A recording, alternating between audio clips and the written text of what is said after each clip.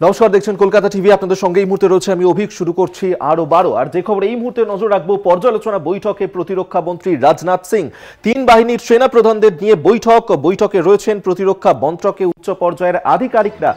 প্রত্যাঘাত পরবর্তী আলোচনাতেই প্রতিরক্ষা মন্ত্রী তিনি এই বৈঠক ডেকেছেন। পর্যালোচনা বৈঠকে প্রতিরক্ষা মন্ত্রী রাজনাথ সিং। এই মুহূর্তের বড় খবর দিচ্ছি আপনাদেরকে, পর্যালোচনা বৈঠকে প্রতিরক্ষা মন্ত্রী রাজনাথ সিং।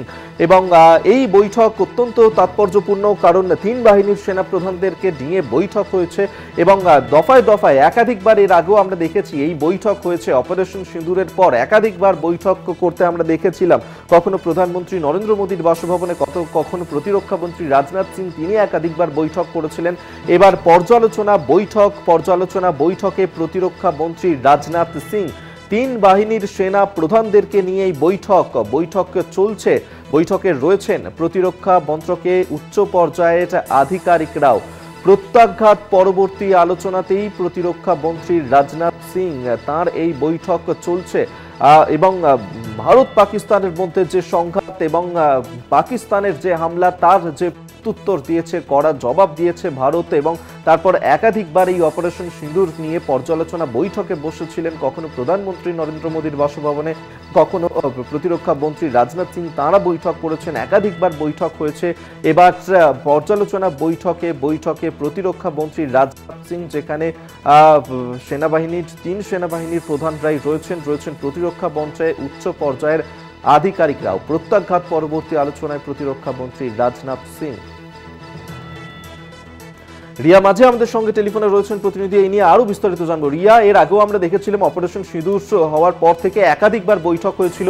প্রতিরক্ষা মন্ত্রী রাজনাথ সিং তিনিও আজকে এই মুহূর্তে বৈঠকে রয়েছেন। কি নিয়ে বৈঠক, কি জানতে পারছো এখনো? দেখো, আমরা জানিয়ে রাখবো যে ডিফেন্স মিনিস্টার রাজনাথ সিং তিনি ইতিমধ্যেই একটি রিভিউ বৈঠক করছে, কারণ আমরা দেখেছি যে অপারেশন সিন্দুরের পর একের পর এক হায়ার অথরিটির বৈঠক। এবং গতকালকে যখন প্রধানমন্ত্রী তিনি অ্যাড্রেস করলেন নেশনকে, তারপরেই কিন্তু যেটা দেখা গেল যে আরো একবার ড্রোনের আনাগোনা, যদিও সেটা পাক ড্রোন কিনা বা এনিমি ড্রোন কিনা সেই বিষয়টা স্পষ্ট নয়। যদিও সূত্র মারফত আমরা জানতে পেরেছি যে যেই ড্রোনে দেখা গিয়েছিল সেটা এনিমি ড্রোন নয়, অর্থাৎ পাক ড্রোন নয় বলেই জানা গিয়েছিল। কিন্তু তারপরেও যে এলওসি ধরে যে উত্তেজনা রয়েছে এবং সিজ ফায়ার ঘোষণা করার পরেও দুই দেশের ডিজিএমও তরফ থেকে কথা বলার পরেও যেভাবে এখনো অব্দি সিকিউরিটি অবস্থা হয়েছে, সেটা কিন্তু কোনো মতেই স্টেবল নয়। এবং সেই কারণের জন্যই কিন্তু এই বৈঠক বলে এমনটাই সূত্র মারফত জানা যাচ্ছে। এবং তোমায় জানিয়ে রাখবো যে এই বৈঠকে সিডিএস থেকে আরম্ভ করে আর্মি চিফ, নেভি চিফ এবং ভাইস এয়ার চিফ এবং ডিফেন্স সেক্রেটারি রয়েছে এই বৈঠকে, এবং এই ম্যারাথন বৈঠক চলছে বলে এমনটাই জানা যাচ্ছে। ধন্যবাদ রিয়া তোমায়। রিয়া মাঝে আমাদের সঙ্গে টেলিফোনে ছিলেন প্রতিনিধি।